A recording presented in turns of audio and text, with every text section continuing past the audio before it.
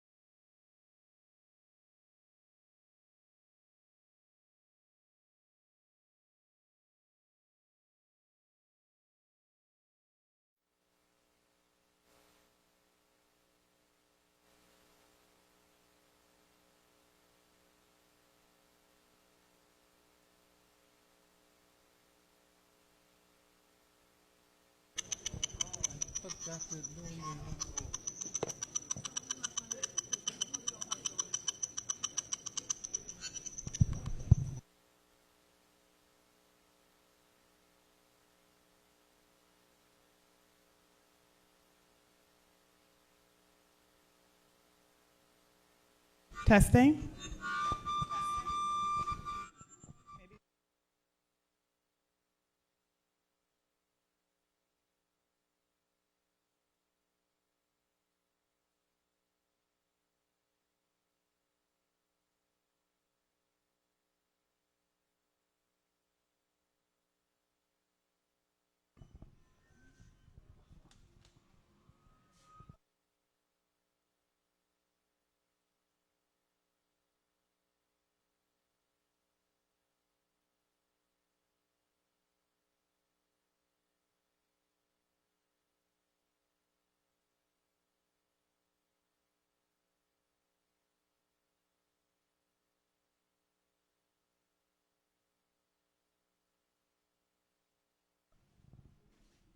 Test 1, 2.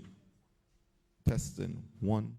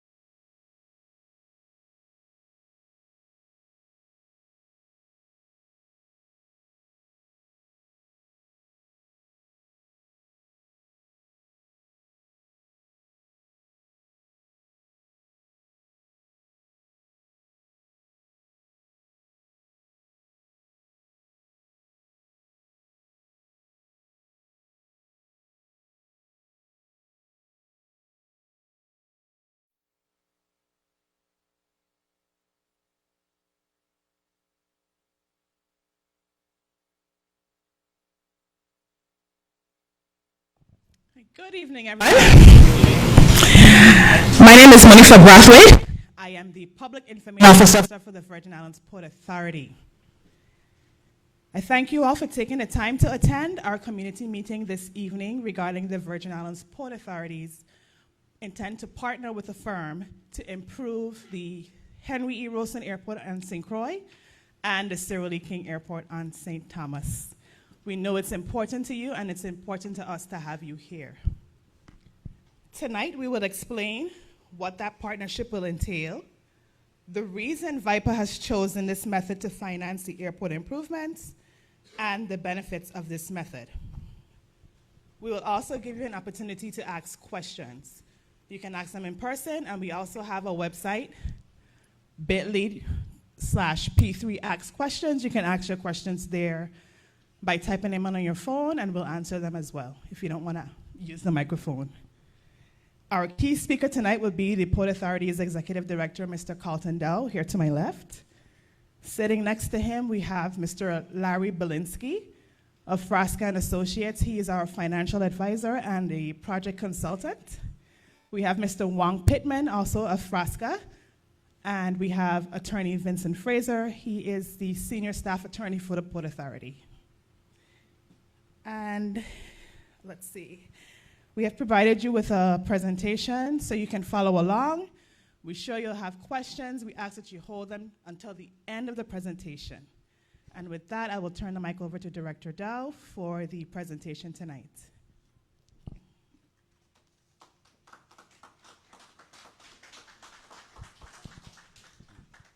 Thank you, Monifa. Good evening to all, and I'm glad that residents could come out and listen to what the Port Authority has to say relative to the P3. And at the same time, I want to just quickly recognize a couple staff people so you could know who they are. Just stand up for a quick second. You don't walk here, Dean? All right, cool. So that's some of our staff that deals with the P3, and then to my left, she already introduced our consultants of record. I'm Carlton Dow, the director of the Virgin Islands Port Authority, and so I'll be your host tonight, having this discussion, and I hope that you find it meaningful, and we expect to have fruitful interaction, and as long as we keep it, professional and above board, we're good with it. Anything other than that wouldn't be acceptable. Next.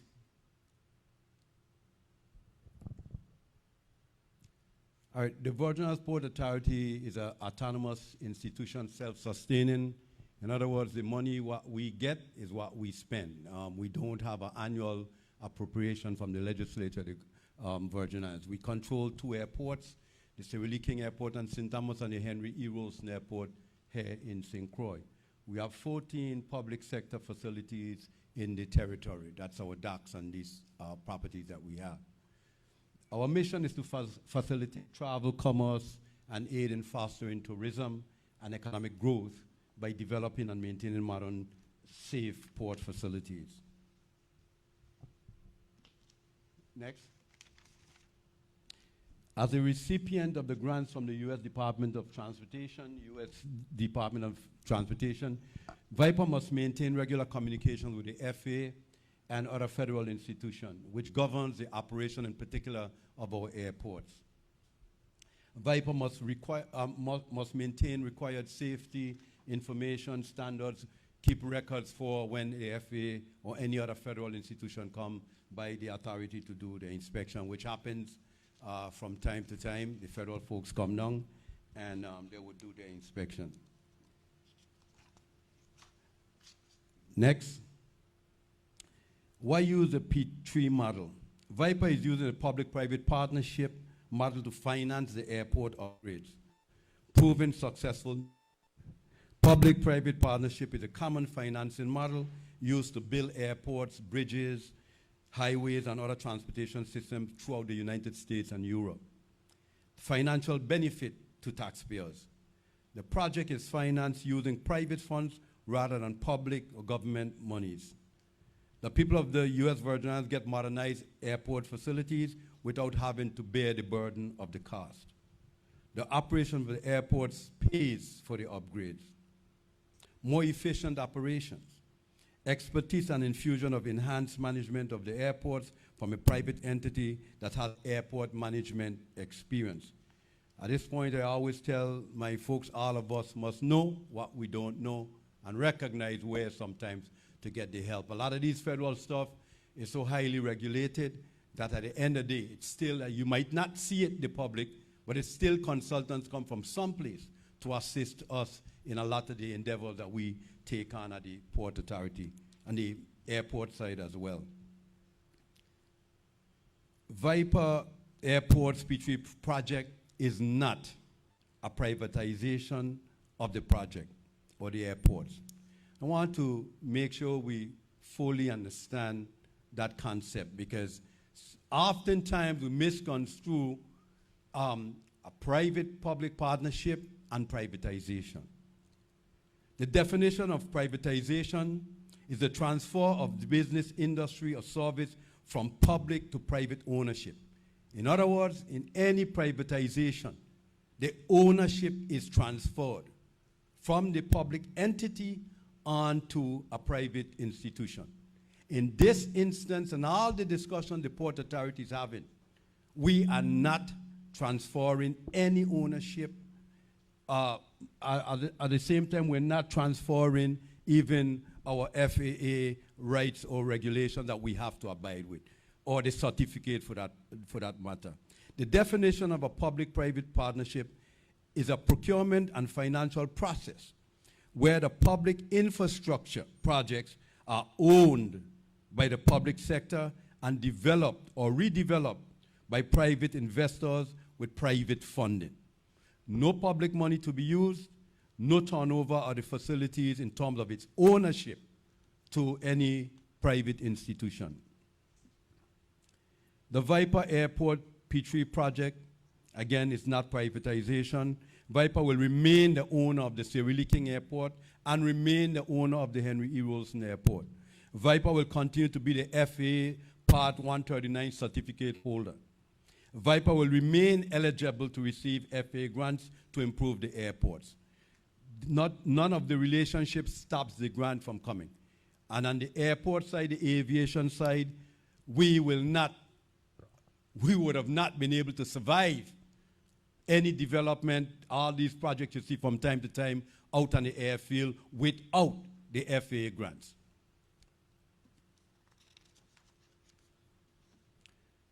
The Virgin Islands Port Authority is not using the same P3 method as Puerto Rico. And we wanted to bring some clarity to that because there's a distinct difference. What we know is people reference Puerto Rico is close by and looking at the same model. It is not. Puerto Rico P3 utilized the FAA's Airport Investment Partnership Program, which allowed the government of Puerto Rico to receive a substantial upfront payment in exchange for a long-term lease. I want us to be clear on this one. Puerto Rico government had some serious financial difficulties at the time. All of us should know that they were talking about the bankrupt and PREPA and what had happened with their power company. They had issues with the retirement, the pension fund. They had problems galore. So what the government of Puerto Rico did is leverage the airport, did this P3 project through a lengthy process with the FAA to do the P3 in a fashion that allowed the government of Puerto Rico to walk away with several hundreds of millions of dollars, not for the airport, but for the central government. And in this case, the Virgin Islands government, none of what we're doing is to put any money in the coffers of the Virgin Islands government. In other words, Governor Albert Bryan is saying, hey, airport, I do this, I need some money to pay something. That's not what's happening. This is a straight-up public-private partnership that we're exploring. Puerto Rico's P3 required a transfer of Airports Part 139 operating certificate to the private partner. And like I told you earlier, the Virgin Islands Port Authority is not giving up our Part 139 certificate that we hold from the federal government. Puerto Rico's P3 was subject to an extensive FAA notice, hearing, and a comment process. We too have some of the, the hurdles to climb with FAA, but we will continue to dialogue, and a little later I'll tell you more about that. The proposed airport's P3 structure: 1, combined terminal lease with airfield and landside operation and management agreement, commonly referred to O&M. 2, maximizes flexibility for the Virgin Islands Port Authority via long-term lease of a new developer finance terminal while transferring airfield and landside operating and management responsibilities to the operator. Commercial land development opportunities can be pursued under separate lease contract. VIPA retains ownership. FAA operating certificate and desired level of control revenues to VIPA remain reinvested in airport facilities. That's important just so that people can understand.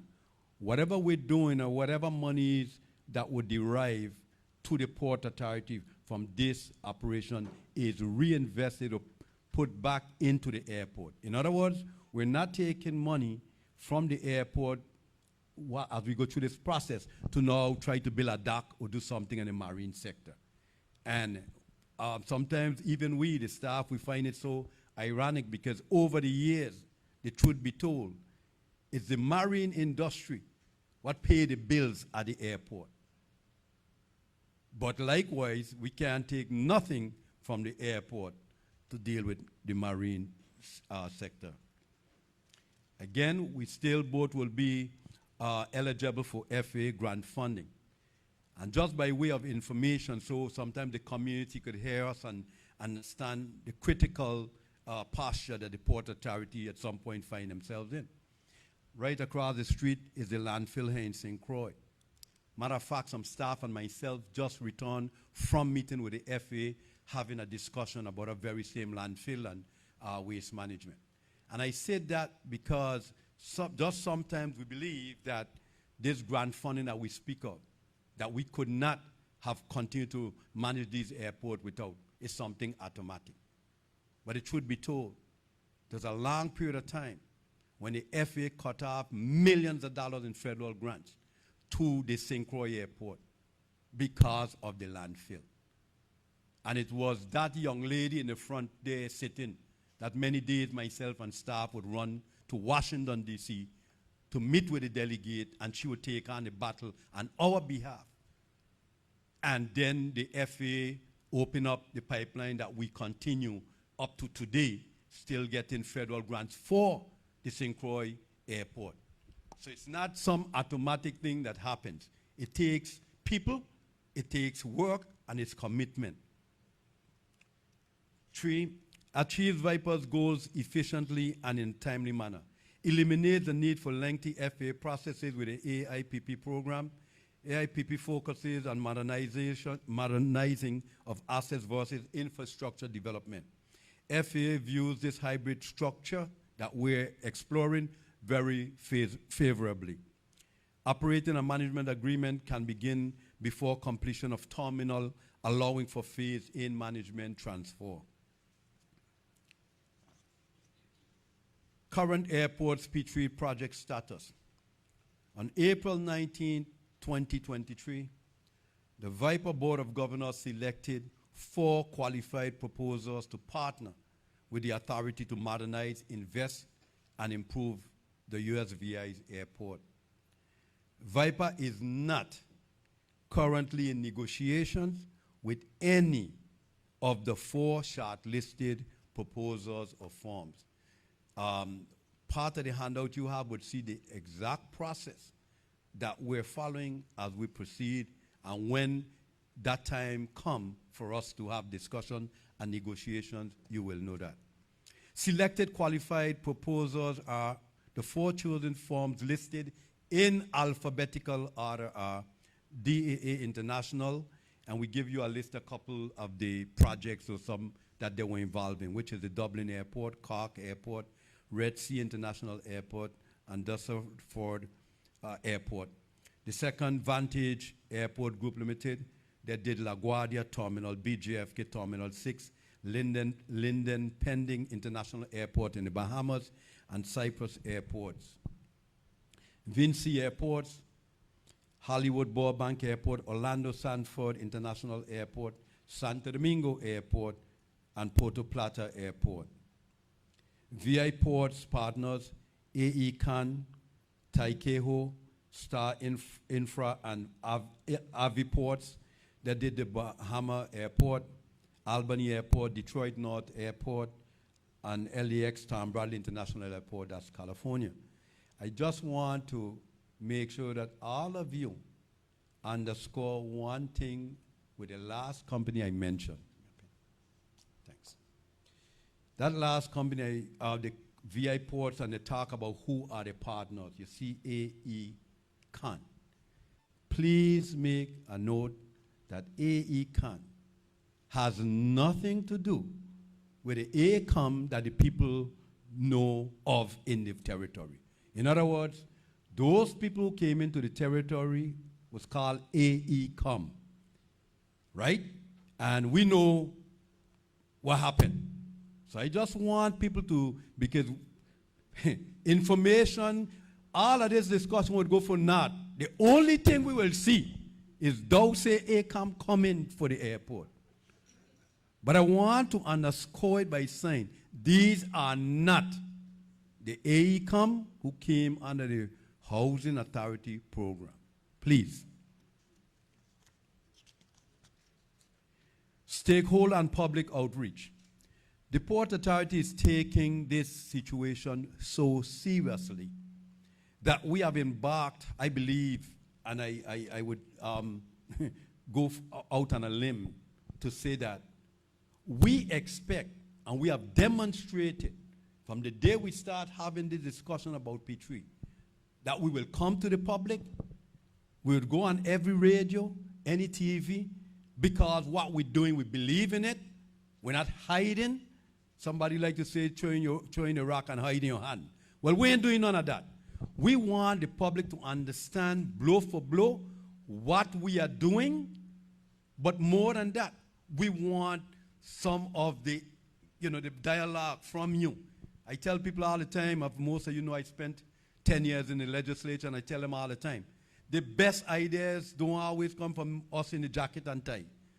A lot of time, the best ideas come from the people that live it, see it, travel it, and so forth. So we are open up.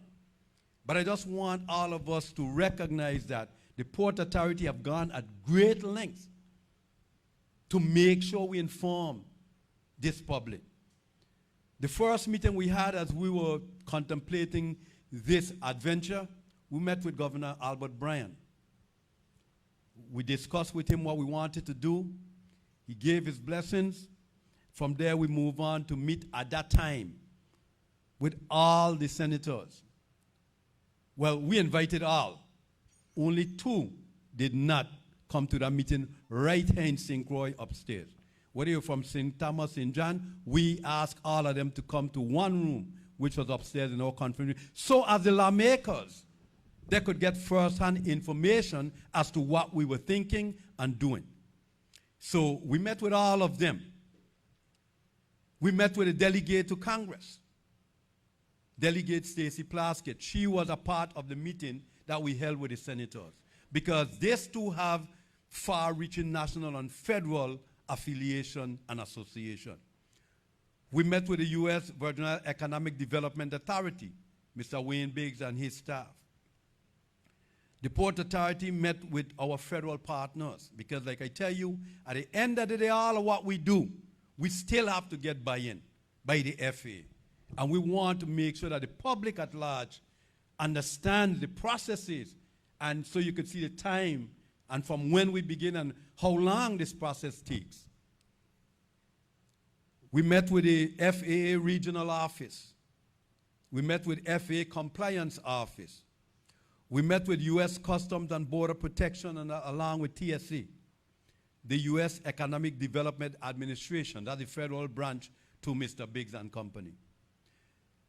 But very early on, after we met with the senators, one of the series of meetings that we held was with our employees.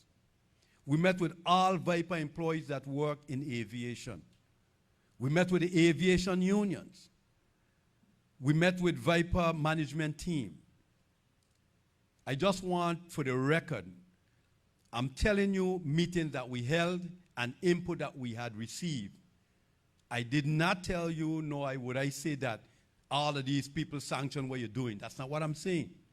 We met with them to inform them as to the processes that we were taking and offer them to give us any feedback or any concerns, and we will continue to do that. Other stakeholders that we met with, so critical to what we're doing, our airline partners. Just name them that comes into this territory, we met with them. We met with all our aviation tenants, which means people that's currently leasing from us, people who do operation at the airport. We met with the Hotel Tourism Association, St. Thomas and St. John. We also met, and St. Croix, and we also met with the Chambers of Commerce, St. Thomas, St. John, and St. Croix. We have held a host of community meetings. The public information outreach continues. Radio talk shows, we did Mr. Eugene Farrell's show on Radio 1. We did Neville James' NPR program. We did the Morning Vibe show with Sheldon Turnbull and friends. We did WSTA Ideas and Issues. We did WSTA Pass It On with Sensi David. we did Mr. Mario Moorhead's show. And yes, I was on the show with Beloved. Because all these folks have an audience, and it's our intention to reach everyone, regardless of what cranny they might be in. So we did, a matter of fact, I should have been there for an hour with Mr. Moorhead. That ran more than an hour, so I could tell you that it was, those of you who listen to the show know that it's very interesting. But we had a good time. We had a good time, one of mutual respect and straight up discussion and whatever questions that came after that. We participated in a show with Miss Ophelia Nemi Jackson. And we continue to be on any talk show, any radio show. Whoever would ask us to come, we will go. Who don't ask us, we reach out to come. Because this is so big and impactful to this community. We had so many advertisements going on print and online advertisement, the Daily News, the Avis, the Consortium, VIPA social media, Facebook, Twitter, LinkedIn, everything that they have, because again, we want to make sure that the whole world know what we're thinking and contemplating. We've done all kind of releases by email and listening, and we continue to do that.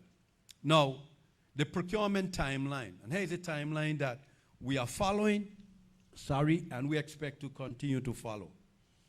We issue our RFQ December 28th of 2022.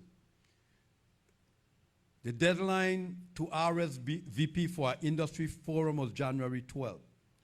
The industry forum on St. Thomas and St. Croix was held February 1st and 2nd.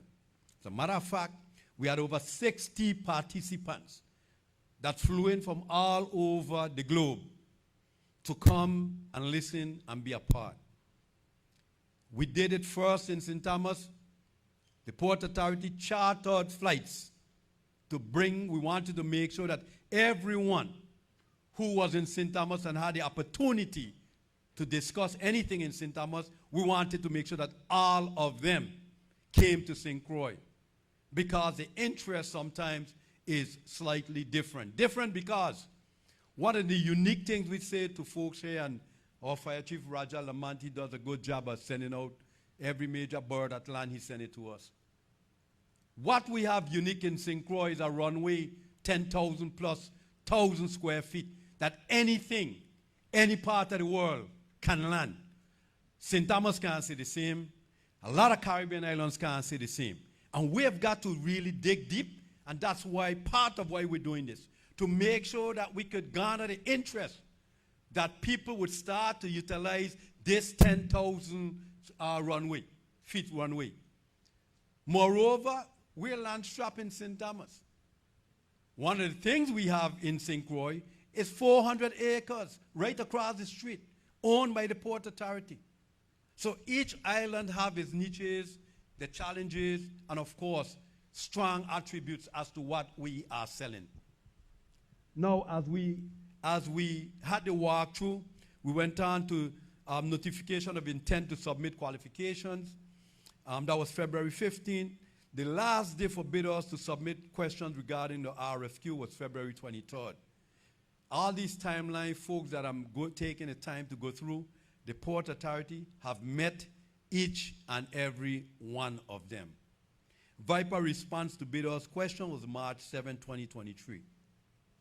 Submissions deadline was March 16, 2023. Recommendation of shortlisted respondents was the week of April 3rd, 2023. VIPA board approves shortlist and authorizes the issuance of the RFP April 20th, 2023. At this time, I want to recognize the chairperson of the governing body for the Virgin Islands Port Authority, who is present in front, Mr. Willa John. I fail to recognize him all here. Please stand. And I often like to tell folks that the Port Authority is controlled by statute a 9-member governing body. This time I think we have 8. But the fact is, Caldondao could talk wherever you want. If I can't get, or the staff, we can't get a majority of the board to understand what we're doing and go along with what we're doing and approve what we're doing and lock up the door, and I always refer to our board I could never, every time I think on this, I think on what my mother would say. And I like working with the board because this is a board that closes the door and lick your child. That's a term my mother often used. In other words, we close the door and we battle. But at the end of the day, it's the public interest at heart. VIPA board approved the shortlist of the RFP, and the issuance of the RFP is scheduled for June 2023. That's the big one. So we're like in the middle of this process now. June of 2023, we expect to issue the RFP to all the folks, the 4 companies. But I want to remind all of us that there is no negotiations that have started, and I want to repeat that. So there's nobody to negotiate with right now. So some of the things that we hear or the question that comes, a lot of times those things are going to happen during what happens during a negotiation. So we're here at the RFP juncture. We have a May in-market period and collaborative dialogue meetings where we continue to meet and talk and answer questions that would come. Proposal submission deadline would be, was December 5th, 23.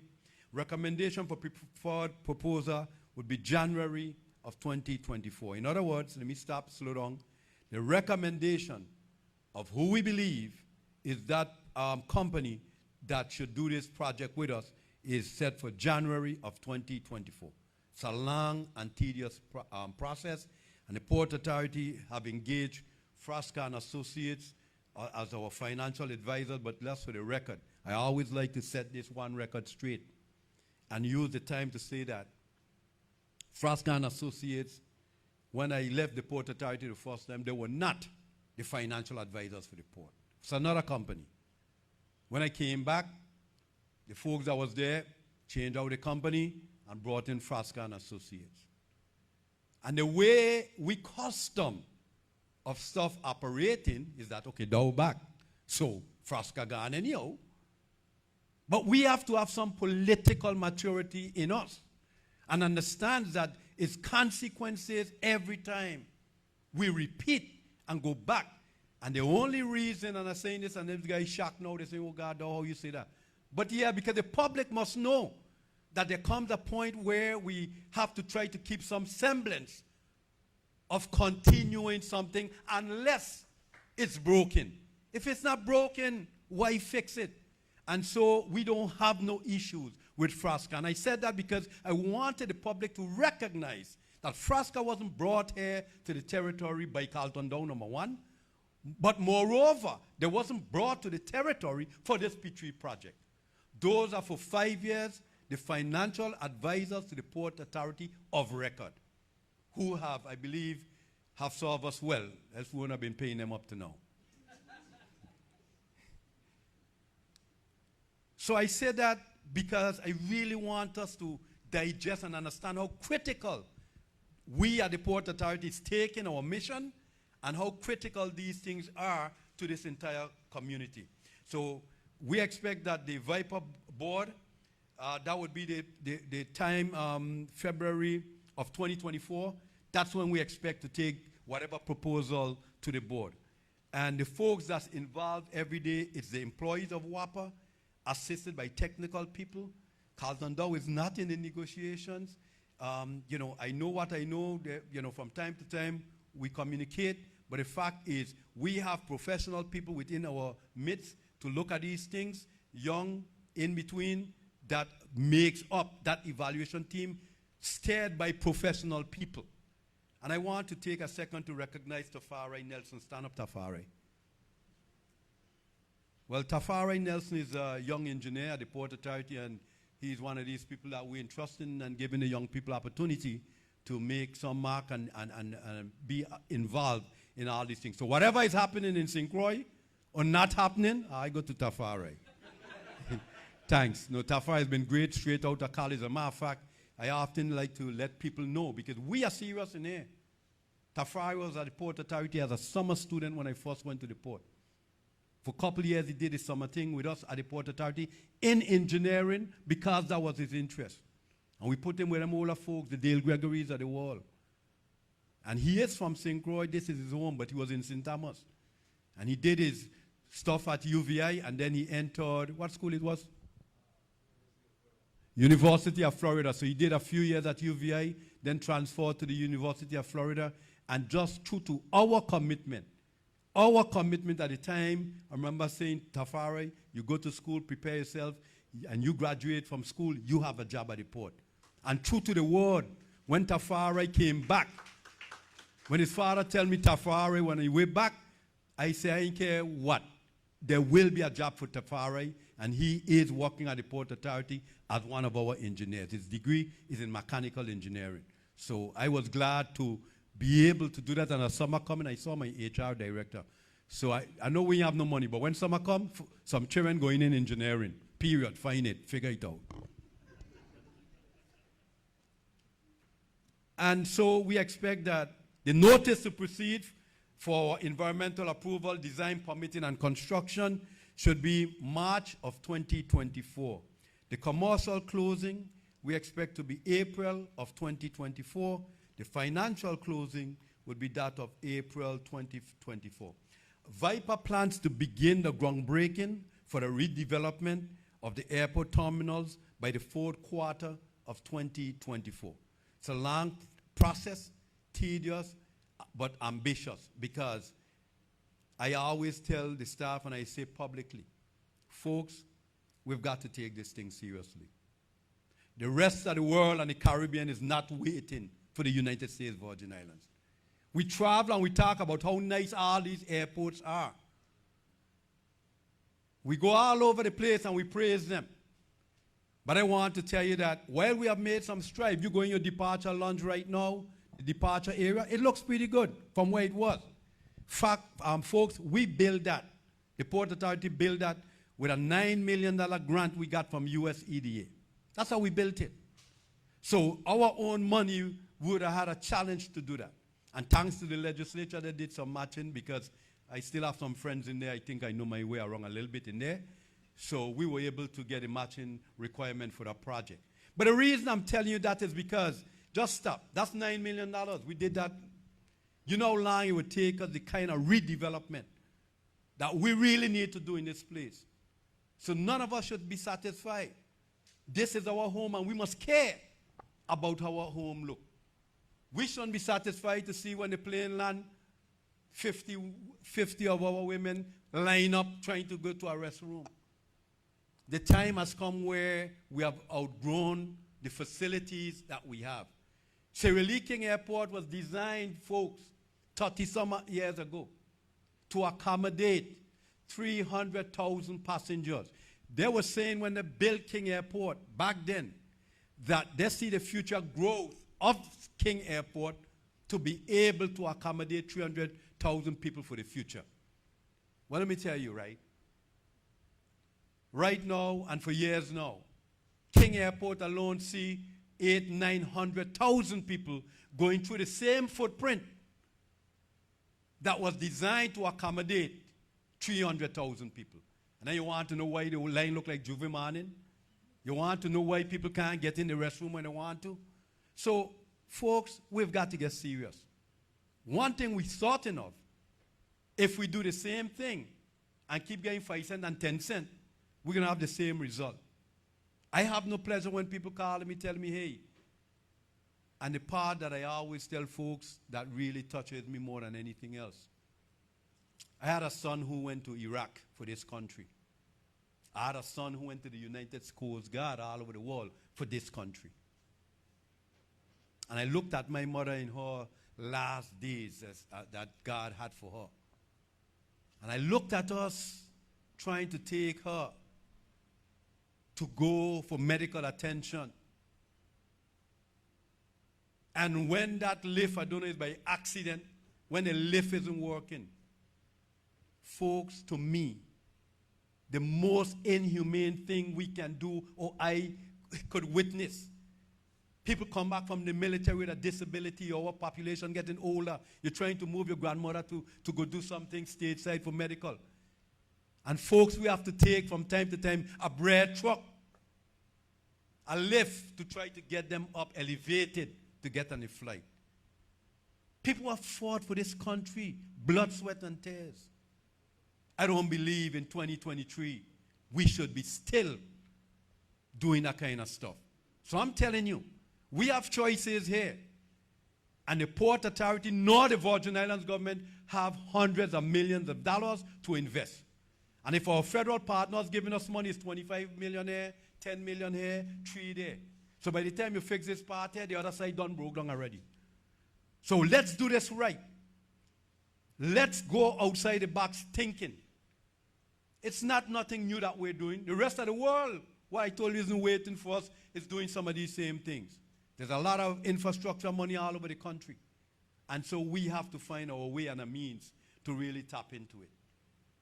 And the one question that's asked time and time again, and I want to say to all of us, none of our discussion that we're having have anything to do with trying to terminate employees, downsize, do all these things. Because like I said to the employees when I spoke to them, and I've said on the public radio airwaves, the Port Authority we value all our employees. What I'll tell you is that we can't do the same thing and expect a different result. And while I say we value our employees, because during COVID, folks, if the Port Authority were interested in downsizing, we had a perfect opportunity in COVID. Because there were institutions during COVID that lay off people right here in this territory. We depend on cruise ship institutions lay off 30, 20 people, wherever the case might be. But because of a caring staff and governing board, what we decided, all of us going to suffer at the same time. And all of us would make sure at the same time that if we have to, certain things going to cut. But these people who have children in college and children in school and mortgages to pay, they're going to get a paycheck every 2 weeks. So the fact of the matter is, while the Port Authority, and people could go wherever they want, I take pride and I stand up to folks every day when the easy way out was to lay off employees. We didn't do that. We thought that we would manage it, we would manage the crisis, and we'll come through all of this together, and we did. We're not out of the woods, but the fact of the matter is that none of this discussion in terms of the public-private partnership have zero to do with anything about terminating or laying off any employees. I want it to be abundantly clear. There is some statistics that you could see from way back when, and you have all of you have a little copy, so you could sit down and look. But look at the numbers. And one of the reasons we're really, Miss Sandy, the lady in the market, used to say this, you couldn't go and buy a potato without a green banana. She said they're married. So we have married our airports. In other words, folks saying will say, well, you know, it look a little more lucrative in St. Thomas. Look at the numbers. It's facts. Look at the numbers. Right? And so we are packaging this entire thing. So we're not fixing up St. Thomas and going to leave St. Croix. We're not, because we have more flights going in right now to St. Thomas, that folks don't come and say we're only doing St. Thomas but not St. Croix. The staff, the board, we have made one concentrated package, and that package is both airports going at the same time. And I want a nail knock in St. Thomas, and we're prepared to knock a nail in St. Croix. But we prepare to work with folks. We expect that people of interest would come. And I want to make something clear, folks. I would not stand up here and try to insult any one of your intelligence. You think people going to come to do this P3 because, man, we love the Virgin Islands, that's why we come in? No. But we try to make sometimes profit seem like a bad word. It's not a bad word. We want something. They want something as well. So at the same time, it must be mutual. One of mutual respect, one of mutual profitability, and so on. In other words, we expect them to make money. We want them to make money. We want more flights to come from Europe and London and all over the Caribbean. That's what we want. We want them to enjoy the length of the St. Croix Airport. That's what we want. But just like how we used to have the Danish flights come in ever so often and all of that, that's what we want. But if the truth be told, while we want that, what we're saying is that everybody have the niche, but we're saying that these both airports will be developed the same time. That's what we would expect. But we'll have those discussions. We'll see. And let's not confuse privatization and a public-private partnership. This is not new to the Port Authority. Those of you in St. Croix right now, you go down to Frederick State. The truth be told, we have engaged in a similar transaction with the Royal Caribbean. Facts, the truth, Royal Caribbean is the only cruise ship been coming to St. Croix for a very, very long time. But Royal Caribbean will bring in 40,000 passengers a year to St. Croix. That's the facts. The staff, myself, the governor, our financial people, we met with Royal Caribbean. St. Thomas is still one of those destinations that stands out in the Caribbean and the world for that matter. Interestingly, when you go up to Waiko, and I like to use this time to educate and provide information, Waiko have 3 stars in which 3 pairs, 3 docks in area for a cruise ship. But look at the math is simple. You have Carnival, you have Disney, you have Holland, you have Norwegian, you have Princess, you have a million of them. So remember, they only have 3 places to park. Up to now, I ain't called Royal Caribbean yet, which is a large entity. So clearly they want a home. We struck an arrangement that Croix Bay will be the Port Authority, they'll contract with the port. They didn't really have a lot of space. But what we were able to sell to them is, look, we're going to provide for you some place that you could park your boat in St. Thomas.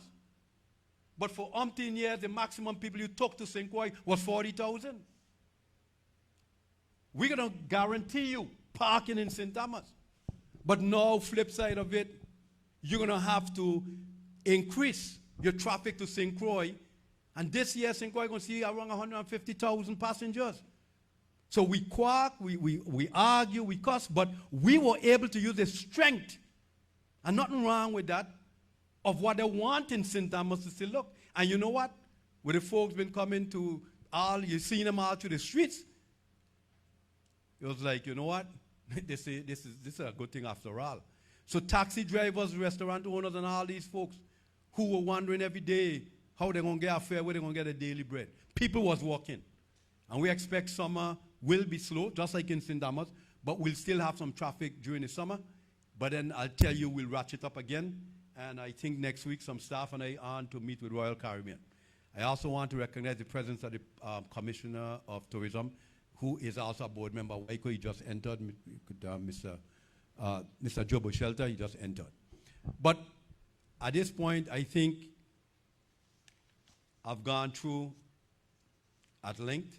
I've ad-libbed, gotten away from the script for a minute.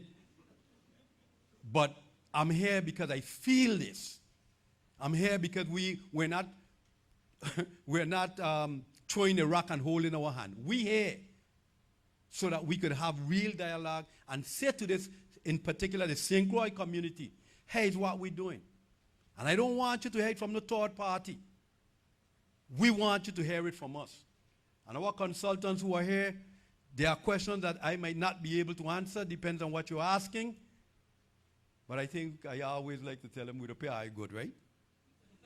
So anyhow, Larry and Wang will be here to answer any question. I want to also recognize Wave Cathy Henry, our chief legal counsel, and you met Fraser. The airport manager is a gentleman there in the red. You could wave your hand, Jerome. Right now, he's in front of you for you. Yeah, that's Jerome. And I see some staff. Kate, I saw you somewhere. Kate, that's Miss Kate Davis. She's all the way in the back.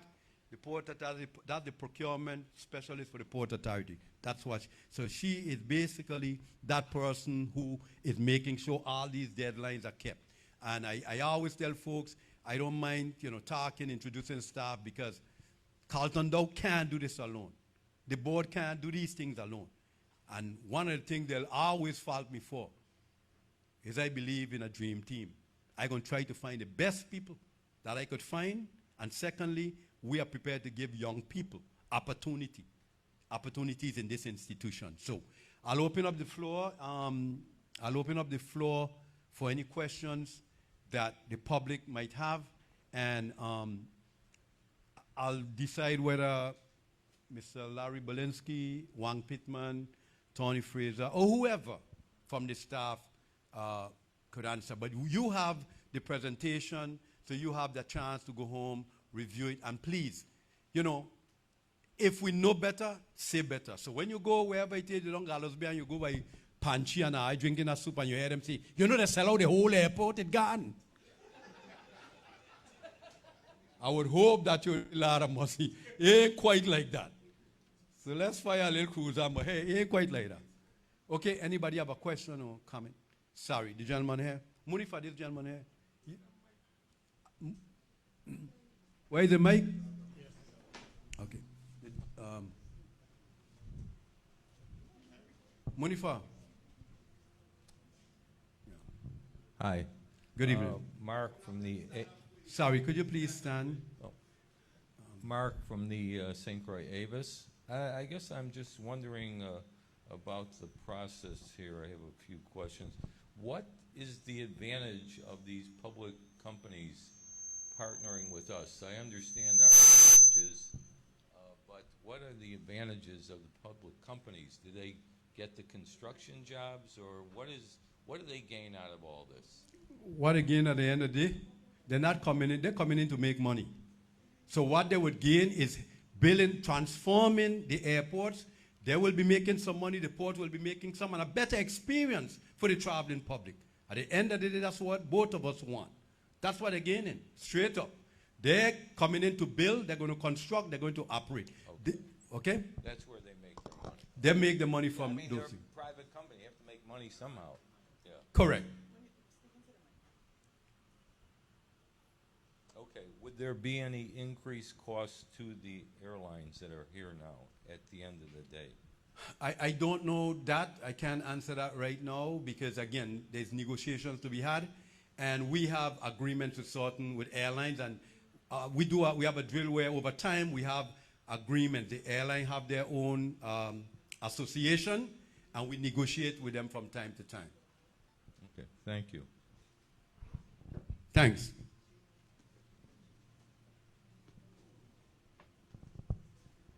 Good evening, Mr. Dow and everybody else. Good evening. Most times when I try to question, people think it's a challenge. So I'm going to say something great about you first so we can break the good ice. Whenever you hear me call you, Mr. Dow, whenever you do something bad, I going to call you. And when you do something good, I going to call you too. Most times you hear people call you when you do bad, but when you do good, everybody run the other way. I would like to thank you, Mr. Dow, for giving our youth a chance. That was the first thing on my mind coming here. And that was on my mind because of the FARI. I don't know this gentleman, but I know his dad very well. I would like to thank you for giving him, and not just him, but a lot of young people a chance. That has touched my heart. And I called you and told you about that. I don't know if you remember. I called you the very same day when you were dedicating the Gordon Finch Pier. That all that faith you had in the FARI, you had more faith in him than he had in himself, I think. So I do thank you for that. I want to say whenever I question things, you know, even the angels question Lucifer challenge, so he got kicked out of heaven, but the angels question God too, and that was okay. And my question was near to the Avis's question. I see the opportunity cost. I see that.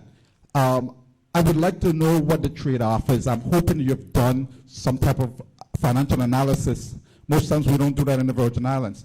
But I would like to know what the trade-off is, number one. And while I'm excited to see that you're modernizing these two airports, because I remember Harry Truman. I remember back in the old days of the St. Thomas Terminal before they moved it to that new building back in the days. So I'm happy to see that we're modernizing these two airports coming in with the times. However, what I'm not comfortable with is the operation of any of my ports. And I say that very strongly, my ports, because it's the property of the Virgin Islands government, the people. I hold ports to be very sacred. And so sacred that I don't even feel that Haven site, that Waiko port should be under Waiko, should be under you. Virgin Islands Port Authority should have control of all of the ports, even if Waiko is a government entity. My question is, you talk about operation. Are we giving up operation of these facilities to a private company? I see our opportunity cost, believe me, and I'm happy about that. We don't have the money, they're going to build it, and they got to recoup their money with a profit. So I see that.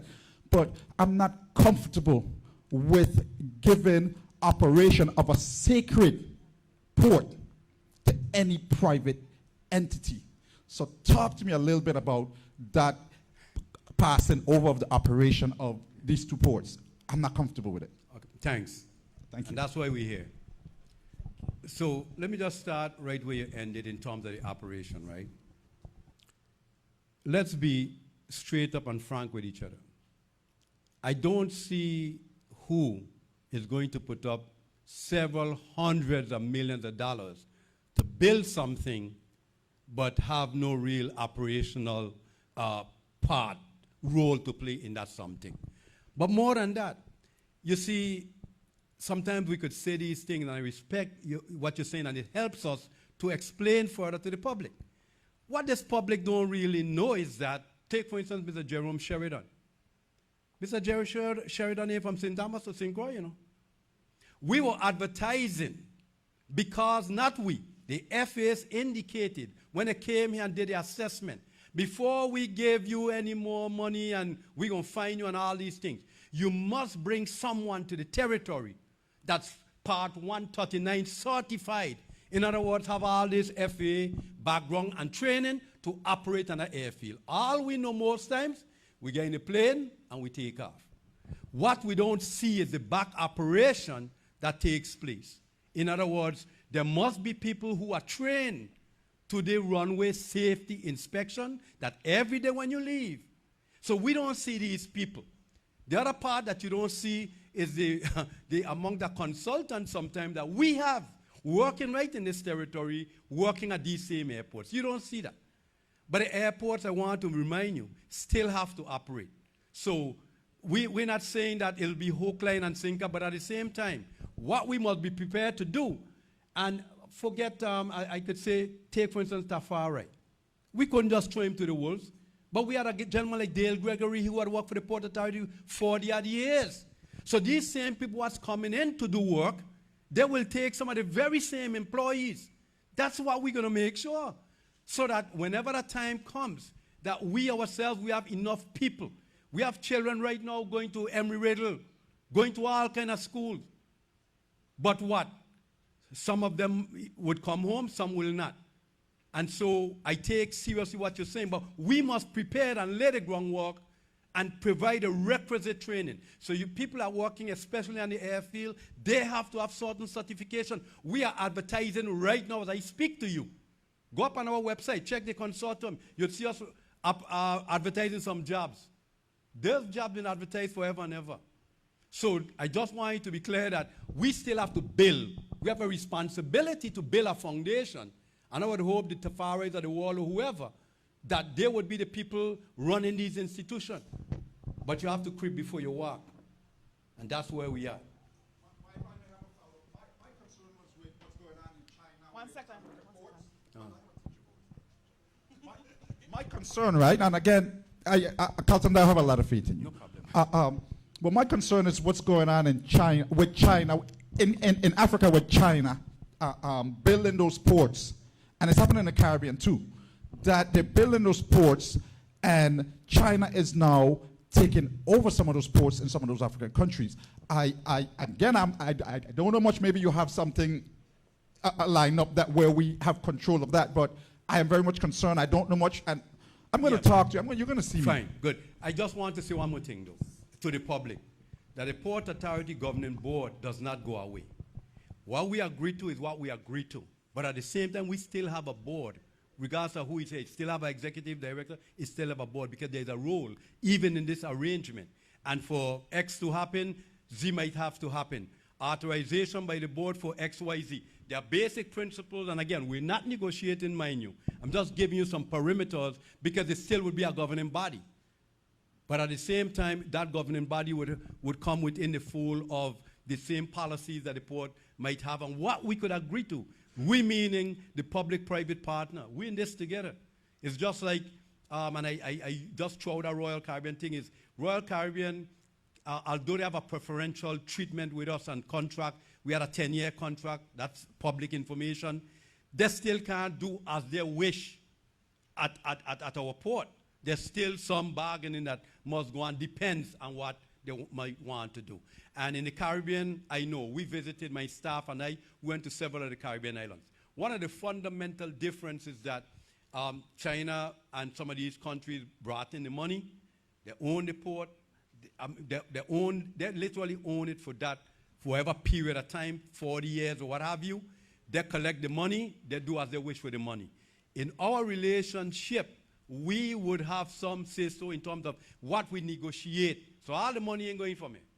We cannot do anything, and the only thing I'd like to assure the public, the Port Authority will not engage or do anything that would leave us in a worse position in which we begin. That don't make sense.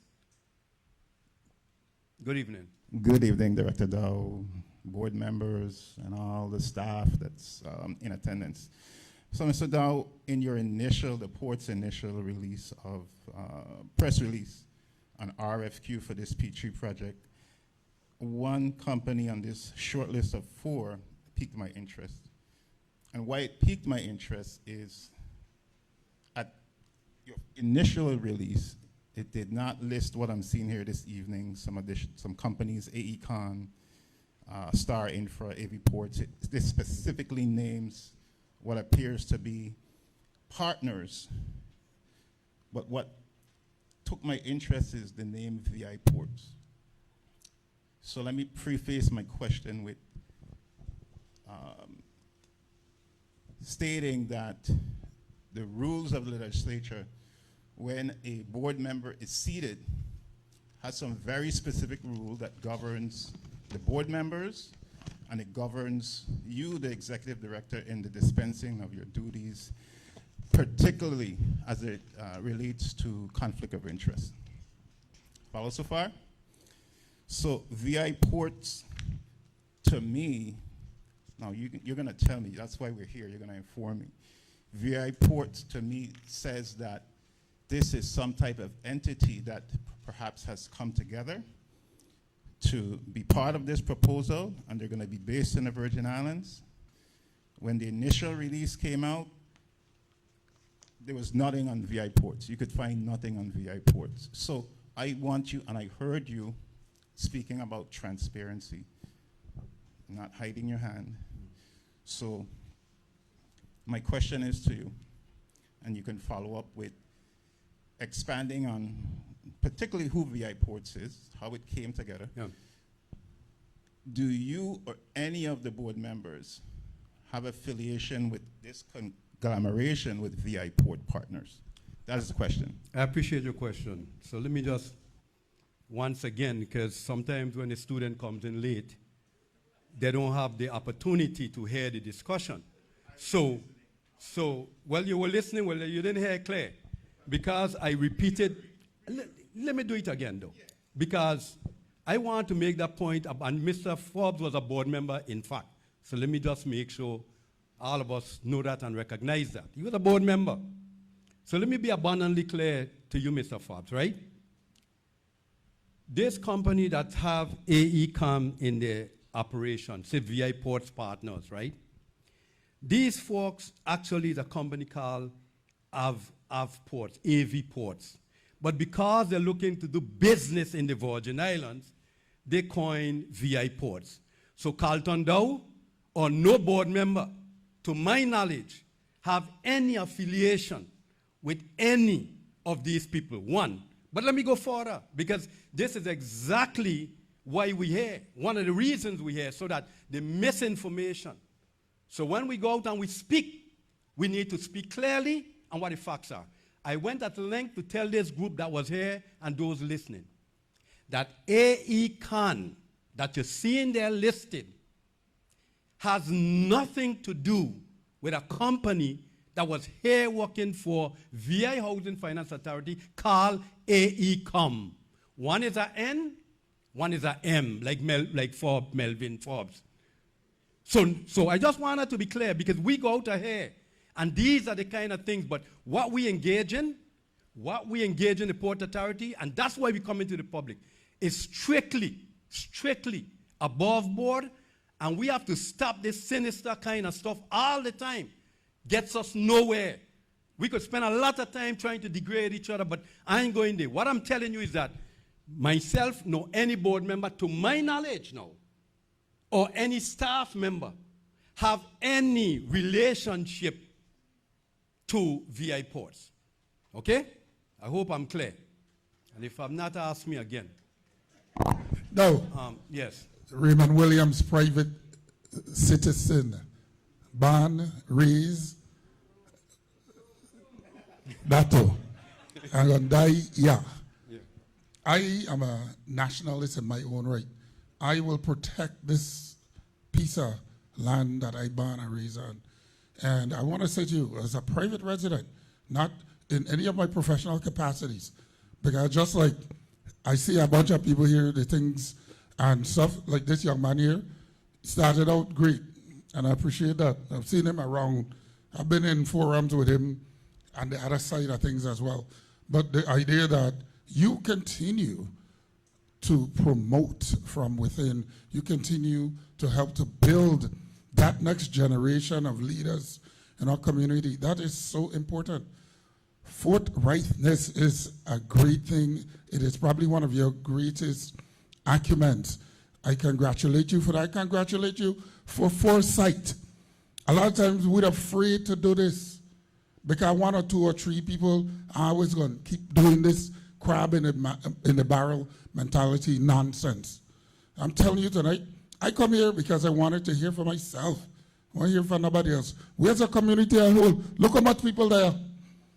St. Croix got a heap of people, but listen to the radio program them tomorrow and see what the difference can be about facts here tonight versus what people like to say. Because we don't like to read. We'd like to hear what somebody else said and run with that. I congratulate you and your team on this effort because I want to see my community build, grow, and develop. I travel this world, you understand? And I cannot appreciate somebody else's own more than mine. Don't let nobody slow this train down, brother. Keep it moving forward. Everything ain't gonna go right. Ain't gonna go perfect. Then we live in a perfect world. But I tell you, Raymond Jerome Williams from Grove supports this effort tonight and will continue to support it. If I think you're doing something wrong, you and I good like that. Joe and I good like that. I'll tell you straight up, I only fear in Jesus Christ. Fear no man. You understand? But congratulations. Keep it up. Don't let it hold you down, brother. Thank you. Thanks. I want to recognize Senator Dan Capert. I saw came in the back. Could you just be recognized? Thanks. I saw former Senator, I think, Genevieve Whitaker. Please just be recognized. Thanks, yeah. Any other senator I miss, I don't go say, well, he called my name. I know how a senator we don't be, who our name called. Anyhow, yeah. Good evening, everybody. Good evening. I have a question to ask, but I'm going to preface it with some observations that I've had over the number of years. During the Ebola crisis, this airport was very active with military aircraft heading south, C-17s and C-135s. In the last couple of months, it's been very active with C-17s and C-5, KC-46s and C-20s. My question is, the 400 acres you have in Betty's Hope, have you approached the U.S. Department of Defense to see if they're willing to add or lease the property, put in a runway, pay the Port Authority rent, and have a base here on St. Croix? Thank you so much. I want to respect the knowledge that you just imparted in a short space of time. But there's a project right now cost about $40+ million that the Port Authority and the United States Army, by way of the National Guard, is embarking on right here in St. Croix. General Kojo, he'll be able to probably discuss that. But yes, the hurricane hunters are here, just like I said earlier on, but we are open for business. And so the military folks, we have engaged them. The National Guard expect to build a major, major facility here in St. Croix. Anything further than that, you'd have get from the General and the National Guard. What I can tell you, none of that could have happened without ourselves, the staff, the Governor of the Virgin. We've been involved in this, and the United States Army. They have been at the forefront, setting aside, it's upwards of $40+ million to do that project. But that project is for military aircraft and facilities. All of us saw how this airport had looked when President Biden came with the C-5, C-17, all kind of stuff landing. And when they landed in St. Thomas, it's Premier they're bringing in. Some are too young. Some of you wouldn't know why it's Premier, but anyhow, any other questions that anybody might have? Hi, good evening. Good evening. I'm Izan Matthew from STEM Solve LLC, and I wanted to know what do you have by way of securing opportunities for small businesses within this space so that we can have set-asides for locally owned and operated small businesses here on St. Croix? I appreciate your question, and I would answer it twofold. One is, we're not in negotiations, like I'm saying to you, and that's going to, that's going to be a part of negotiations.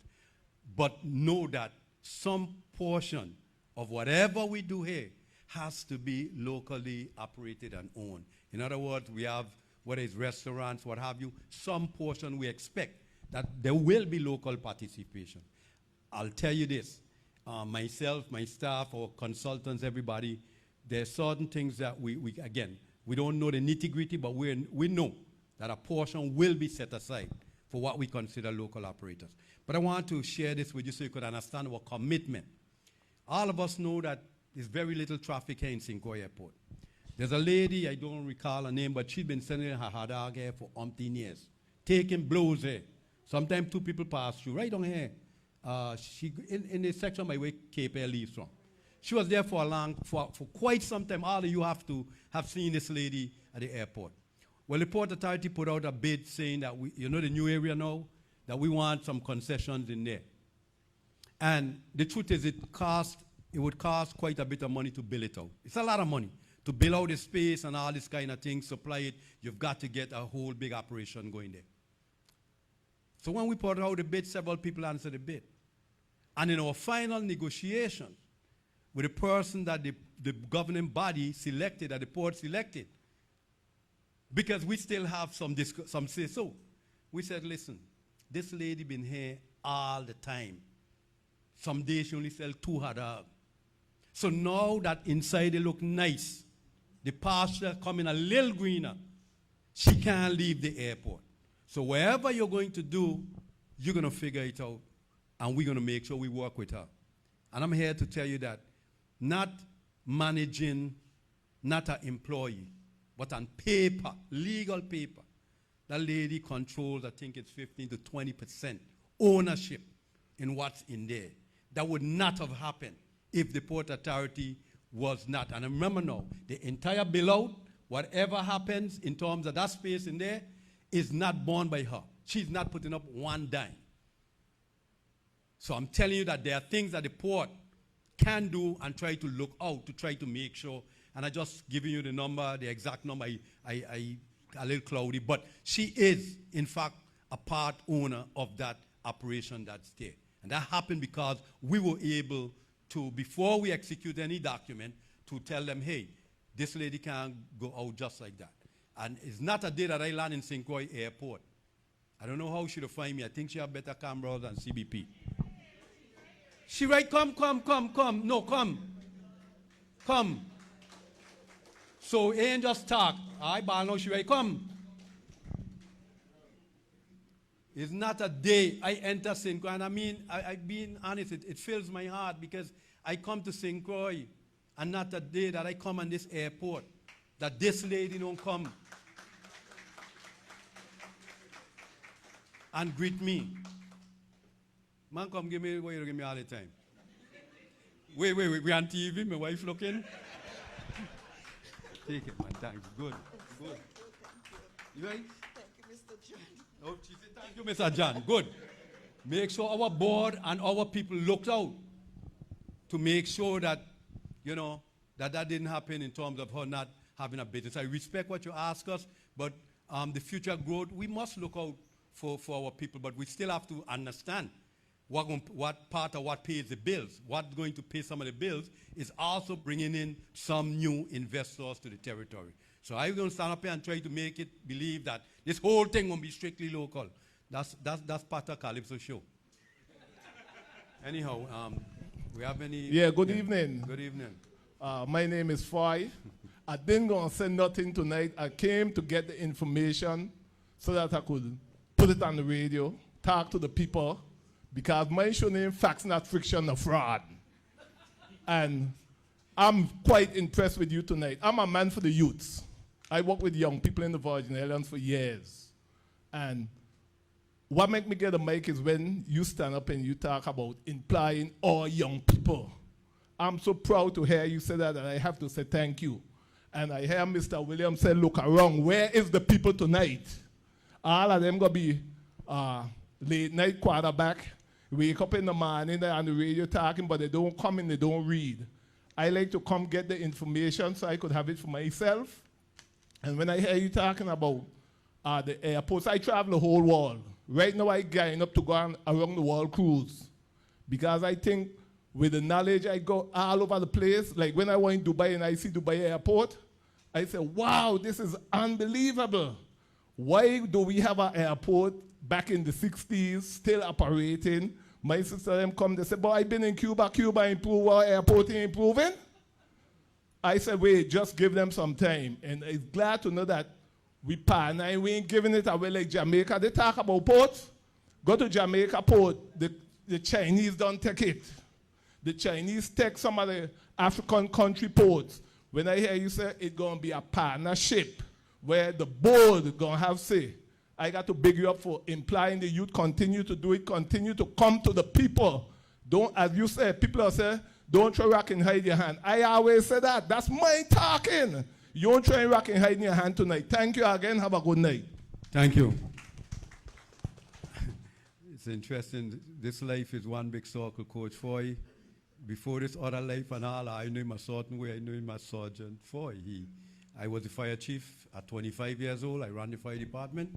And Coach Foy was one of those fire people and made it up through the ranks. So we have a quite stellar and long history. And I tell people all the time, we have to be mature and politically mature enough to agree, to disagree one, but at the same time to respect. There's a reason why we hire Larry.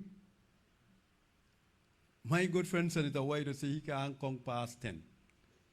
That's what White say, but the fact is when you're dealing with these things, and I want to take the opportunity, not only Larry, but we have engaged and folks nationally, the attorneys that we have working for us have put numerous of these kind of deals, some of the best people in the country that do these things. And this Mr. Larry Belinsky here, and we have attorney Jones in St. Thomas. She's an environmental specialist. She's local, born in Oswald Pearson Garden in St. Thomas. She is one of the attorneys that's working on this P3 project. Also in St. Croix, Trudy Fenster, who used to work legal counsel at the legislature and been a private attorney for many years. She too is one of the lawyers that's here. I miss anybody? That's all the technical advisors that we have. So we're not going this alone in terms of the, how vast we're looking and making sure. Some staff, because we're looking to get into this P3 thing, I have some staff, Anis and Anis Hodge. Wave Anis so the people can see you. That's the Deputy Assistant Director, Anis Hodge. But Anis and I sent, because since we were discussing trying to get into this P3 thing, I didn't go myself. I allowed the staff to go and travel to San Diego I said, I want you guys go, you find out more about this P3. Dig deep in it, see what's going on. And lo and behold, when they went to San Diego to this P3 conference, the lead speaker of that conference in San Diego was none other than Larry Belinsky. So we're not talking about no lightweights in the industry. We try to get the best people. Senator James is just walking. Good evening. Please raise your hand so the people could see you. Yeah. Man, raise, stand up. What kind of senator is you? Stand up, make nice. In my days, we'd have bought into a table for spikes. Everybody could look back, man. That's how we used to count votes. Anyhow. Mr. Dow, we do have a question online. Sorry. Will there be any cargo facility in St. Croix? We don't know what there is going to be, but that's one of the things that we're pushing, and that's why we brought all those folks. We have a lot of space, 400 acres that is primed to develop, and we are open to discussions. We ourselves, to be quite frank with you, we have cast the net. One time we went to Seattle talking, that's where the folks from Amazon had headquartered. So you hear about all the big boxes, whether the postal service. So yes, we have land across the airport, some 400 acres, and that's what when we brought the 60 people in here, we showed them, had a little kind of flyover so they could see what is there. And just stop and think on where we are the crust of really moving some big things here. Whether you like it or not, the drag racing start, hopefully the horse racing would get going. Because tourists is not only people who come with the short pants from Wyoming or Iowa. They're also our people in the Caribbean.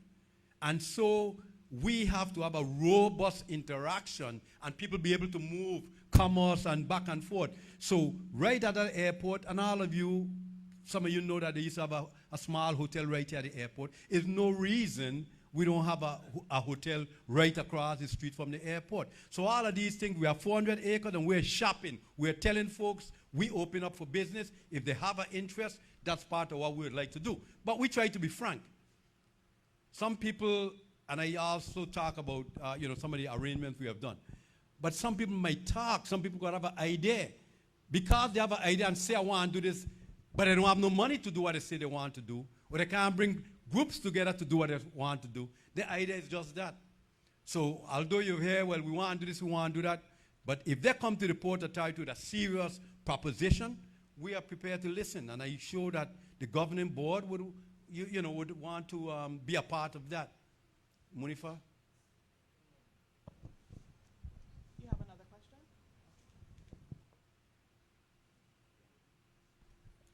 What percentage of the projects will be earmarked or committed for local contractors? Contractors meaning in construction? Local contractors and consultants.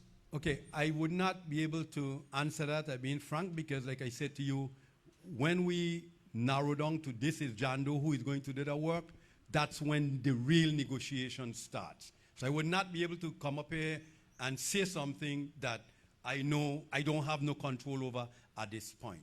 So what local, as we speak today, the Port Authority doing 2 projects right now in St. Thomas, a parking garage and a runway project. And right now, the workers will aggregate to do that projects. And those projects are going to kind of run behind, and they're not running behind because of anything with the port or anything of the sort. It is supply, the materials, and contractors finding the labor. And that's why we really, as a community, have to look real, and don't talk about it, but we've got to provide people with real skills. Plumbers, electricians, carpenters, and we see it every day. But I can't tell you what percentage, but it would make sense for folks coming into our territory to make sure that they have some of the best contractors that they could find in the territory. Munifa, you. Yeah. Good evening, Mr. Dow. Yes. Sorry, Ms. Moy. No problem. I'm just wondering, at what point will the public be able to actually see the plans for design, or to actually know what the upgrade, if it's really an upgrade? Well, it will be an upgrade. Well, yeah, but I mean, so I get you. But I want to be clear about something. When I went through that, and you have a copy of this. So when you see the timeline, it would tell you that the drawings, all of that stuff. So that would be the point. So because those 4 companies right now, they are sharpening their pencil, they're drawing, they are expending. Those 4 companies are expending resources right now, trying to impress. They're going to have a point where they're coming to the Port Authority and says, here's what we designed. Here's what we believe we could do for you. So we're not there. We don't have a rendering today as we speak. We have some drawings, especially at the some rendering at St. Thomas Airport from way back when. We do have some rendering at St. Croix too. But we are allowing these folks who are going to spend the money to determine what they want in collaboration with the public and you. We're hearing your cry. And so no, so there is not a document tonight that none of us could say this is it. But on that paper, it tells you our timeline when we expect to have this document that we'll be able to show the public. So is that saying between February and March of 2024, the public will be able to see something? Correct. But between all this time now, there's a lot that's happening with these 4 companies. And remember, it comes to a point when we're only selecting maybe one of those companies. So it's quite a bit. But there'll be feedback. There'll be interaction with our financial people because we have to talk money. There'll be interaction with our architects and engineers. That's where the Tafaris and other engineers we have coming along. So there'll be that kind of interaction with all the companies at some point so that they could come to their product and give us that product. But there will be that time when the entire public would see this and have some input in terms of what they're thinking at the same time. I was someplace and somebody tell me, Mr. Bushelter, just letting you know, somebody have an idea to turn, that visitor center what I have at the King Airport? They say, why that don't be them advantage? Them kind of lounge, I don't be in them. But when you travel, you could go in this lounge and cool out and wait. What? You could tell them what to be in it. Nothing wrong with that, nothing wrong with it, nothing wrong with it. Nothing wrong with it. But for real, the amenities as you go to any airport. And in the Virgin Islands, we have a unique situation. As big as some of these airports are worldwide, we are unique in the sense that at least you have to be to our airport. We will tell you come 3 hours in advance. You know how much damage your husband or wife could do with a credit card inside an airport with real shops and real restaurants in 3 hours? 3 hours, that's a long time to be in there. So we have got to create an environment where people feel like doing some things in the airport within that time. We'll take a couple more questions and Yes? Good evening. Good evening. Good evening, everyone. 2 parts. One is a suggestion, then the other is my question. Would the board be open to having an advisory committee? Because in this very room, a few years ago, when we were talking about a charrette in the previous administration, there was an interest, and I had asked the question then, would we have an opportunity for members of the public to form an advisory committee to work with you, the Port Authority, and the consultants to make sure we are being transparent, we're getting public input on how the designs are going to be put forward, getting really public support for this effort so that it remains transparent. And my question, the second question is, in terms of a dispute process, as we well know, right here in our home, we've had cost overruns. Our private contractors have oftentimes, when they bid, and then they end up doing a lot of change orders, especially in the construction element, all the risks associated with private entities. How is the board, as they put together this agreement, going to ensure that they, for example, some countries have actually put together dispute boards for public-private partnerships, so that way we can even avoid the court process and find ways in which, through the process, we can make sure that we are, avoiding risks as much as possible, and also the public, and secondly, the public really having a say in what's going on overall. Thank you. Let me start with your first question. And I just don't want nobody to believe or leave here and believe because we don't have some advisory board that we're not being transparent. So we have to be careful. You said that? Okay. Yeah, let's be careful. Let's be careful with sometimes what we say. When we start to second guess ourselves all the time. But The transparency is part of what's going on now. And your comment as to our advisory board, I'll go back to the staff. I'm not going to stand up here tonight, and it has merit. We could think about that, but I cannot decide that Carlton Dow. I work for a governing body which consists of 8 people. They might say, you know what, it is the advisory board, as an example. But one of the things I want to be clear about, what I've seen in this territory, when people tell you they're studying something, it ain't gonna happen. We spend our life with these kind of things, board this, board that, advisory. But I'm glad to be working with a group of people that when the staff and ourselves come to these folks with real substantive things, it happens. Just look around. The fact of the matter is the Port Authority, go to Gallows Bay, to the parking garage, go to St. John right now. Project after project. The Port Authority have been engaged in hundreds of millions of projects within the last 4 to 5 years. That's a fact. So we don't have time for us to study this thing to death. We already done that. As a matter of fact, a lot of the work that you see happening here, and I want to take this opportunity to recognize a giant from right there, which was Garden Finch. Because some of these discussions we having, it didn't happen today. I don't want none of you to believe that Carlton Dow just reinvent this. No, what we were able to do is say, look, we talk enough. We spend enough money with boards and studying. So now, let's put people to work. And that's where we are now. So we are serious about this project. And we expect to be transparent to the fullest. I know that was like your first part. Your second part was what? You what? Oh, the risk. I'm glad you said that. Hey, that's guess what? I think that's an excellent question you ask us. You know why? Because the risk is transferred from the Port Authority to the private entity. So it will be up to the private entity to say, I'm paying this, I'm paying that. So that's a critical part of this kind of thing. We have transferred our cost. We're not spending no money. And so if the private company want to have somebody like AE somebody, not, I talk about the one from housing. But no, I'm just kidding. But if they want, it's on the private entity, straight up speaking, to make sure that they manage that it don't happen. But I want to, sometimes we have this misnomer. We're building a parking garage. We're going to have some challenges with it. And why? So, because we say a change order means it's bad. And I'm using this time to explain things because we say these things publicly and making it seem that it's bad. So you have a change order. Take, for instance, our parking garage, right? We're doing this big parking garage in St. Thomas. So we might see a change order or two, which has happened. But guess what? One of the aggregate that they're using in the concrete to make sure that structure don't crumble like you see have happened. Well, the aggregate been coming from Turkey.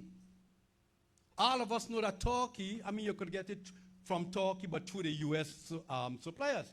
So that's what's been put in the aggregate for the slab of the parking garage. I mean, all you do is you see a concrete truck pull up, you say, well, they're pumping concrete.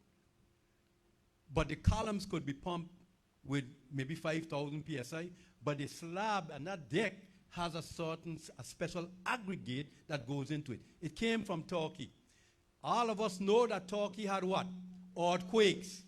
So they don't have the aggregate to be sending all over the world when they need it now. So that supplier now have to do what?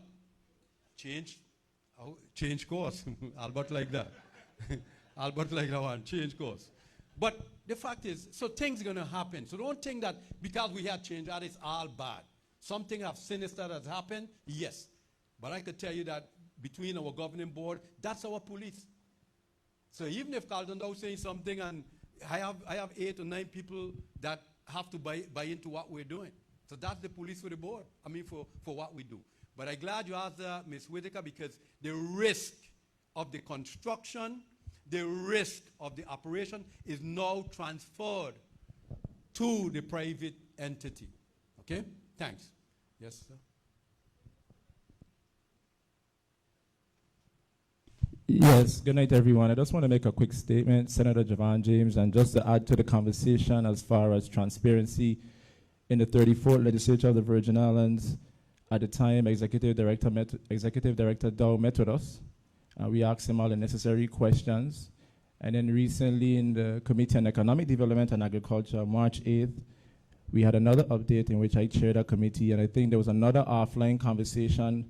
I think Senator Diane Capehart, Senator Franklin Johnson, and several others were in attendance. So I'm saying all this to say is that nothing is really done in secrecy. I must say that Executive Director Dow has been hitting the ground running, even to the point where we were able to draft legislation in collaboration, and I'm not sure if it's needed at this point.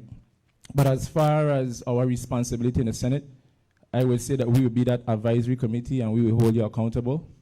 So we will continue to bring you in at any necessary time if we feel anything is going on. And if you guys feel that there's anything wrong with the project, feel free to lobby the Senate and we will hold the Port Authority accountable. Thank you. Thanks. Anybody else have a question? One more came in online. Any plans to install a solar facility? That's part of the discussion we've been having. We have a big parking garage that's going to be there. And the Port Authority in particular, we have a small solar farm in St. Thomas. That solar farm, for a small solar farm like that, we get about $360,000 a year from that small solar farm instead of going to WIPA. So it makes real sense. We have a lot of, we've been talking to some folks who wanted to do some solar farm around the airport. But it would worth these folks while, because the more they can cut back and save money, the more money that they can make in terms of what they're doing. And I want to make sure, there's one other thing I want us to always be mindful about. Things on the days when, and God bless him, is only Likal reporting the news. Whatever we do, if we sneeze, the whole world know we just sneeze. So as we go through these projects and these processes, just know tonight, the four of them and all the others who are here listening to us live tonight. So just bear in mind that, so all this stuff, the solar projects or what have you, that would come. It's a good cost saving measure, and it's a way that people could cut costs, and at the same time, the more costs they could cut, then is the more profit to share between them and the port. And I said earlier to people, and I know a couple of people came in late, this is completely different than what Puerto Rico did. I want to make that clear as well. Anything else? So Mr. Weeks, let's do Mr. Weeks quickly, and then we come to you again, okay, please? Please, let's do Mr. Weeks quickly. Mr. Weeks? Mr. Weeks is the gentleman here in this. Oh, Ambassador, sorry. Executive Director Dow, let me just commend you for doing a great job to begin with. The second question is as a point of clarity and edification for the community. The P3 partnership structure, when you talk about the retention of employees, are the current employees going to be retained as Port Authority employees, or are they going to be transferred under the new P3 structure? You're asking a question at our employees that we've been meeting with them and discussing, but we're not there. We're not there in terms of the negotiation as to what that's going to be. What we continue to tell our employees, and we'll say this publicly, the Port Authority is not terminating, following, getting rid of no employee. We have enough stuff going on. We have a lot going on, trust me. We hire people every day. Whatever those arrangements are going to look like, it's going to be negotiated. For example, the airport still have to have a police department. What are we going to do? We're going to say, okay, police officers, I go with the private sector. Who going on Gallows Bay through the night? You understand what I'm saying? So there might be shared costs. People going to have, listen, let's not look all, and I tell the employees this, and I'm not going to go too deep in the employee thing, but just by way of information. Suppose an employee at the port right now get 30 years, right? Or 32 years. That employee could elect to say, you know what it is? With my experience, I retire in here, but I know it's a port thing and I go and work here. Instead of going to some of them others and stand up all night, this is what I want to do. So there will be options. Somebody might say that, for example, the private sector, somebody know health insurance is a must. Some kind of retirement package, you know. So somebody could say, I only have 3 years, meaning like a IU system, but maybe this company, and I'm just speaking, this company might say, well, we have a 401, you paying $50, we matching you, or you paying any amount. So let's not, sometimes we get so, and it's natural. It is natural for any employee to feel, oh God, what's going to happen to me? All I could keep telling them is Carlton Dow ain't going to be a part of terminating no employee over this arrangement. We will work the part out. And I also said, and I'm glad you asked Mr. Weeks again, so I could have another opportunity. You understand? We had the money during COVID. The Port Authority didn't have no loans with no bank, just for the record. We did pretty all right for the years. We didn't have no loan with no bank. We make our money in Marine, we lose money on the airport, we take our money from Peter and pay Paul. Except when COVID hit, we got $32 million from the FA. So this is for COVID. No cruise shipping coming for a year and change, no cruise ship. And guess what, with that money from the FA, not 10 cents of that could have go. And when you're talking about transparency, the FA, all these people look over our shoulder every day. They come here when they don't even announce they're coming and come here. So we were able now to survive. We didn't have no credit, and sometimes, and I'm going to take a minute to tell this public, we criticize one another a lot of times, and I'll tell you this, because we didn't have no debt with no bank or no lending or no line of credit, right? That's how we were able to get. We got more money from the CARES Act during that time than Puerto Rico. A small place like this. You know why? We didn't have that kind of debt. One of the formula that we're using is how this territory been managing their resources. We didn't have no debt on the airport to that extent. And by not having no debt, we took on some small debt to keep our employees working. That's the facts. And I couldn't do it alone. It means that a board, a governing board, had to sit down and say, you know, Dow, that's the route we're going to take. Because we figure that better days were going to come and we'll pull through what we're experiencing at the time. I didn't even see Mr. Honest, but go ahead, Honest. You're so quiet. Oh, you taking pictures? Yes. You taking pictures? I took a lot of. Go ahead, man, go ahead. So quick question. You know, and you've mentioned this over and over again that, you know, you're not going to let go employees. My voice is a bit heavy with this little bass. But the question, in terms of revenue, what have you analyzed, have you guys determined what type of revenue the Port Authority will lose once the new company takes over operations? And once that happens, you know, how you're able to maintain your employees and different sorts of operations once, you know, the company comes through? Yeah, excellent question. And I'll answer you this way again. Remember, we're going to get into negotiation. These folks listening all about, they want to hear what we say, what our secrets might be. But what I will tell you is that, like I said earlier, the Port Authority, Carlton Dow, will not be, and I show my board, a part of putting the port and the people of this territory in a worse financial position that we're in now. You know, long time when you had a girlfriend and she say, you think you could do what you want? Well, let me do bad by myself. Well, that's how we're taking it. If we can't do good together with this P3, well, we'll have to stay doing bad by ourselves. So in other words, this is a true partnership that everyone must benefit from. So we don't know, I mean, because in terms of the revenues and so forth, I would tell you this much, and it's public information, for many, many years, the last few years, outside of COVID, we'd start to see our way. But the fact is the airports traditionally have had lost monies all the time. We have to keep our facility open, running 24/7. The smart lights and light command in the room and all of that. I hate to say, but WAPA has been killing us, you know, like anybody else. So all these things, we've got to look at how we deal with our utilities and all these things. But no, we expect seriously to not be in a worse position that we are. Any partner is in this for profit, but also the port is in it to make money and don't find ourselves in a worse off situation that we are. Anybody else? Sorry. We'll take about 2 more questions. Thank you for allowing me a second turn at this, but I must say before I ask my question, you let the gentleman from the Avis go before me and he asked one of my important questions.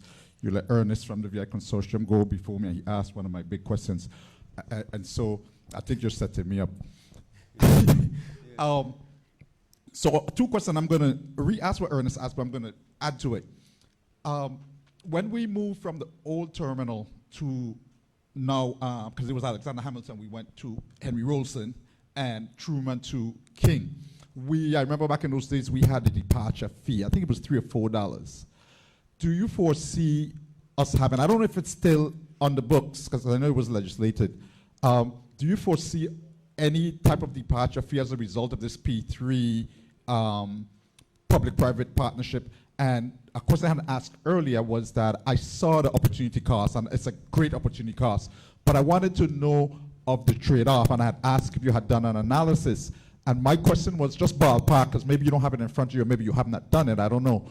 But how is your revenue stream going to change? Just give us a ballpark. You know, we were making $10, now we're going to make 100, or whatever. Just give me a ballpark as to you're going to make threefold. Because Ernest asked an important question. Yeah. Are you going to lose revenues such that you may not get as much as you were getting, that you won't be able to make ends meet?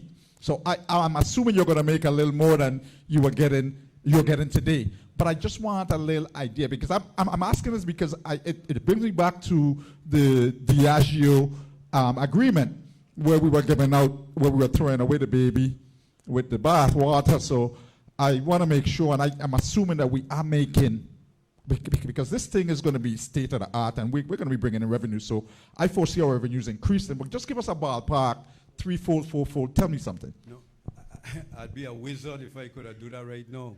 To tell you threefold, fourfold. You could tell him, Larry? Threefold, tenfold? That's our financial peer.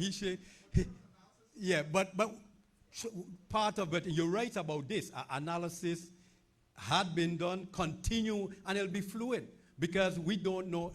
And whatever we're going to gain, and you have to stop and recognize this, part that's going to drive what our revenues would be is what investment these people making.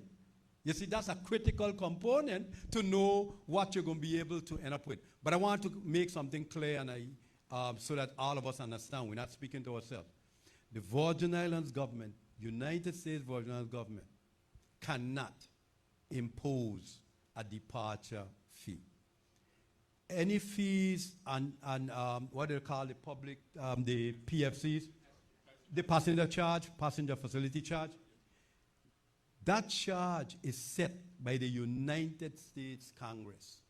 So for years, they will say, let's change it. Why is $4.50 for years, more than 30 years. And you know what?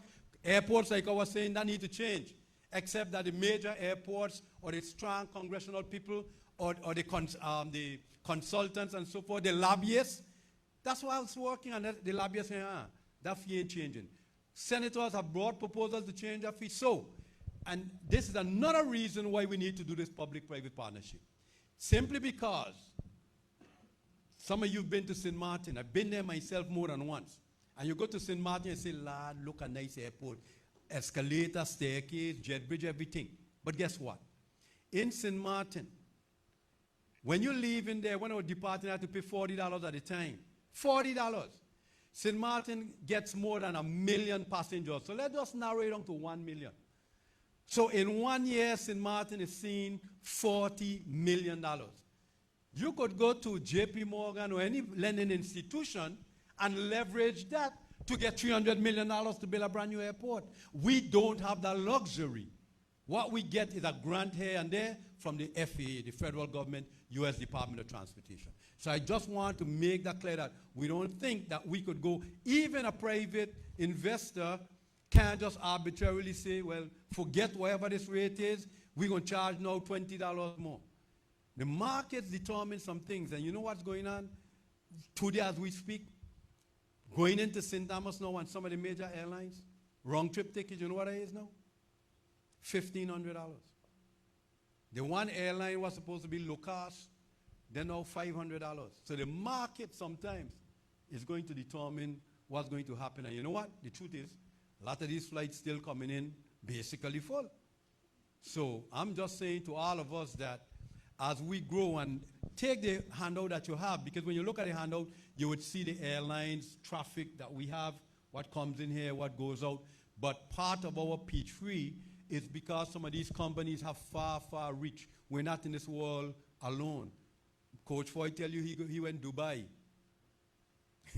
You know, he's traveled all over, and that's fine. So we want people from Dubai now to be able to fly into this territory. We want people to come from Europe, And if you go to the same St. Martin, you'd see Air Canada and some of these foreign airlines who don't even come here. Or these carriers outside the U.S. contiguous as we know it.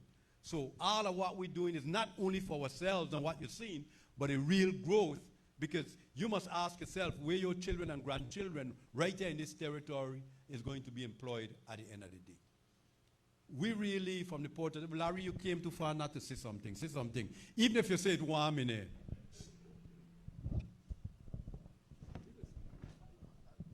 Thank you, Mr. Dow. I mean, the executive director has really said it all, and I also just want to reiterate that the model that we're using here is being used all across the United States now as it relates not only to airport infrastructure, but all types of infrastructure, whether it's trains, planes, bridges, worked on the new LaGuardia Terminal B terminal, which was a P3 with the Port Authority of New York and New Jersey. JFK, 2 terminals just are P3 redevelopments in Terminal 6 and Terminal 1. Airports all across the country use the P3 model, every day. This is just on a much larger scale than, what you've done already. Every time you enter into an agreement with an FBO, that's a P3 agreement. Every time you do a deal with a concessionaire at an airport, rental car company, that's a form of a P3 transaction. So this is one where that the monies that the FAA can provide or what the authority has are just not sufficient to build and operate an airport that is worthy of the U.S. Virgin Islands and something that all of you can be proud of. And that's the process we're going through. And as the executive director said, we'll ultimately have to go before the board with a recommendation. And I'm confident that we will be able to check all the boxes that are important to the authority, the board, the governor, and the Senate, and all the people to make the project successful. Thank you, Larry. Good? All right, Mr. John, this is the chair of the board, you want to say something quickly, please? Good evening, everybody. I do want to reiterate some important factors, and that is when we enter this P3 agreement, I want to reiterate that we need to make sure that our local people are intricately involved in the process, from the build-out to the management to the operations. We will do all we can to assure you that we have local participation. Yes, we need to contract with people from off island, but we want to make sure that our local people are taken care of. Additionally, our employees at the port, we want to make sure that they have a place as well, and we're here to assure that. Thank you. Thank you, Mr. John. And folks, if there's anything that we miss, you want to ask, Munifa Marrero, that's our public relation person. Oh, Munifa. And so you could send a question to us, and and being very responsive to the public. So this will be no different in terms of how we approach it. So folks, we really appreciate each and every one of you coming out. But if you go out there and you hear some discussion, if you know the truth, speak the truth. Thank you. God bless. Good night.